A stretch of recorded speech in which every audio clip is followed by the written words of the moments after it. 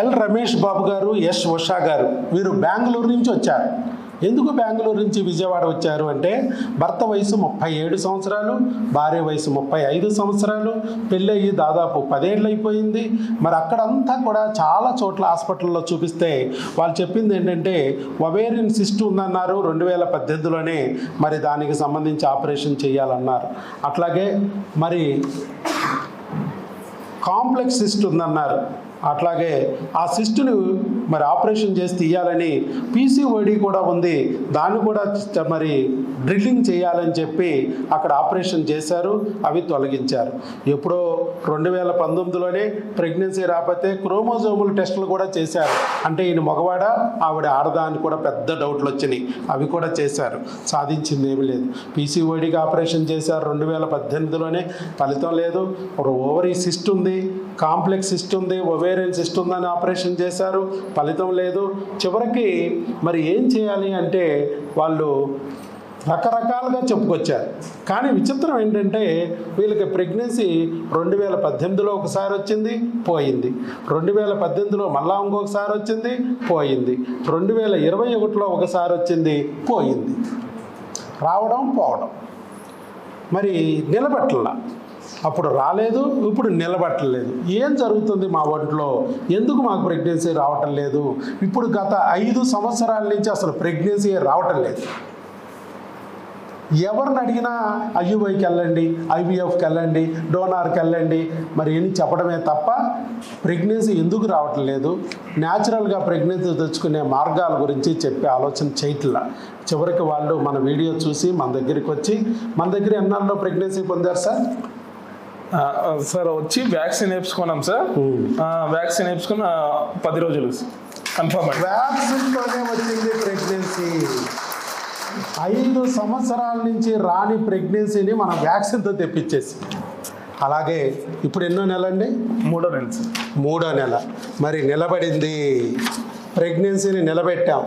ఎందుకనంటే వారు heart beat కూడా రాని పరిస్థితుల్లో ఉన్నారు. సో వచ్చిన ప్రెగ్నెన్సీ ట్యూబుల్లో రాలా, చక్కగా గర్భసంచిలో వచ్చిందని చెప్పి వాళ్ళు డాక్టర్ గారు ఫోటోలు కూడా ఇచ్చారు. గర్భసంచిలో వచ్చింది. మరలా మన దగ్గరికి వచ్చారు, రమ్మన్నాం. ఎందుకనంటే ఏ క్రిములైతే ఇన్నాళ్ళు వచ్చిన బిడ్డని నాశనం చేసినాయో, చివరికి క్రిములు పెరిగిపోయి ప్రెగ్నెన్సీ రాకోకుండా 5 ఏళ్ల పాటు ఆపేసినాయో, 3 సార్లు అబార్షన్ చేసినాయి, 5 ఏళ్ళ నుంచి అసలు రాకోకుండా ఆపేసినాయో, ఆ క్రిములకి మనం టెస్ట్ చేసి వాటికి భర్తకి భార్యకి మందులు పెట్టి, మరి మనం ఒక టీకాతో భర్తకి భార్యకి ఒక టీకా ద్వారా మందు పెట్టి ఆ క్రిమిని తొలగించడం వల్ల మరలా 5 ఏళ్ల నుంచి ఆగిపోయిన ప్రెగ్నెన్సీ మళ్ళా వచ్చింది. అలాగే హార్ట్ బీట్ని కూడా రానికోకుండా చంపేసే ఆ క్రిమిని తొలగించడం వల్ల హార్ట్ బీట్ వచ్చింది, పీటల్ పార్ట్ వచ్చింది, శాక్ వచ్చింది, అన్నీ వచ్చాయి. ఇదిగో ఇప్పుడు స్కానింగ్ మే నెలలో, అది ఇప్పుడు ఇది ఎప్పుడుదండి? ఎన్నో తారీఖు ఇది? 22/5. తర్వాత మన దగ్గరికి వచ్చారు, మందులు తీసుకెళ్లారు, వాడి మళ్ళీ 22/5న స్కాన్ తీసి మళ్ళా పెట్టారు. ఎస్ బాగుంది, single live intrauterine పీటాస్ 7 weeks 4 days అని ఇచ్చాం. అంటే ఏమైంది? పీటల్ పార్టే కాదు, ఫస్ట్లో శాక్ వచ్చింది, తర్వాత పీటల్ పార్ట్, హార్ట్ బీట్ కూడా వచ్చేసింది. ఇలా ఇదిగో బొమ్మలు కూడా ఇచ్చారు అక్కడ. సో ప్రెగ్నెన్సీ జస్ట్ టీకాతో వచ్చింది. టీకా ఎక్కడన్నా ఉందండి? టీకా గురించి మీకు ఏ డాక్టర్ అన్నా చెప్పారా? టీకాలు అంటే పుట్టాక పిల్లలకి ఇస్తారు టీకాలు, అది వాళ్ళ లెక్క. అసలు ప్రెగ్నెన్సీ రావడానికి ఒక టీకా ఉందనే విషయం డాక్టర్లకే తెలియదు. ఎవరన్నా మీరు ప్రపంచంలో మీరు చాలా డాక్టర్ల దగ్గర తిరిగారు, ఎవరన్నా ఒక డాక్టరు ప్రెగ్నెన్సీ రావడానికి ఒక టీకా ఉందని ఎవరన్నా చెప్పారా? ఇన్ని హాస్పిటల్స్ మీరు తిరిగారు, కానీ టీకాతోనే ప్రెగ్నెన్సీ వచ్చిన వీడియోలు బోల్డ్ ఉన్నాయి మన ఎక్కటి అబ్బు ఛానల్లోనూ, డాక్టర్ వైఎస్ బాబు ట్రస్ట్ క్లినిక్ అనే ఛానల్లో.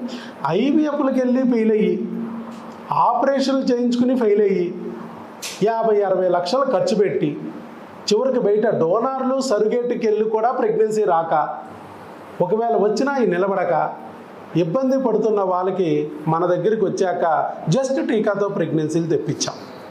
అంటే తావీజు మహిమలాగా టీకా మహిమ కూడా పనిచేస్తుందిగా అలా. సో 9 అబార్షన్లు అయిన వాళ్ళకు కూడా మా దగ్గర ప్రెగ్నెన్సీలు వచ్చినాయి టీకాతో. ఇలా మళ్ళీ అది నిలబెట్టాం మందులతో.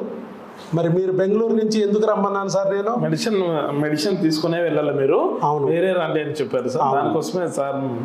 అవును, ఎందుకంటే ఏ క్రిముల నుంచి అయితే ఇన్నాళ్ళు ఇబ్బంది పెట్టి ఆయన్ని ప్రెగ్నెన్సీ రాకుండా అడ్డుకుంటున్నాయో, వచ్చిన ప్రెగ్నెన్సీని డ్యామేజ్ చేస్తున్నాయో, అదే క్రిముల పద్మవ్యూహం నుంచి బిడ్డని కాపాడాలి మనం. లేకపోతే మరలా ఫస్ట్ 3 months లోపల 80% పోతాయి, 4th 5th monthలో అవకరాలు వస్తాయండి. అక్కడ డాక్టర్లకి ఈ క్రిముల గురించి తెలియదు, వారు మీకు చెప్పట్లేదు. మనం టెస్ట్ చేసాం, ఫలానా క్రిములు ఉన్నాయి మీ ఒంట్లో అని చూసాం. కాబట్టి ఆ మందులు క్రిములకి ఎన్ని క్రిములు ఉన్నాయని ఇచ్చాం మీకు? అసలు మామూలుగా ఆల్మోస్ట్ 6-7 క్రిములు ఉంటే మీకు ఒక్క టీకా 3 క్రిములు కవర్ అయినాయి, ఇంకా 4 క్రిములు ఉన్నాయి. వాటికి సంబంధించి కూడా మందులు తీసుకెళ్ళాలి.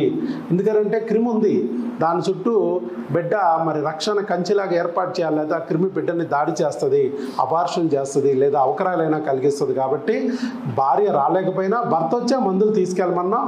అందుకే ఆయన వచ్చి లాస్ట్ మంత్ మందులు తీసుకెళ్లారు మే నెలలో. ఇప్పుడు మళ్ళీ నెక్స్ట్ మంత్ మందులు తీసుకెళ్తున్నారు, ఎందుకంటే అవకరాలు రాకోకుండా తీసుకెళ్తున్నారు. అందుకు ఆయన వచ్చారు. సార్, ఇది ఇట్లా అబార్షన్లు అయినప్పుడు మీకు డాక్టర్లు ఎవరన్నా క్రిముల గురించి అని చెప్పారా? లేదు సార్, చెప్పలేదు సార్. ఏం చేశారు మరి? అప్పుడు చెప్పింది ఏంటి?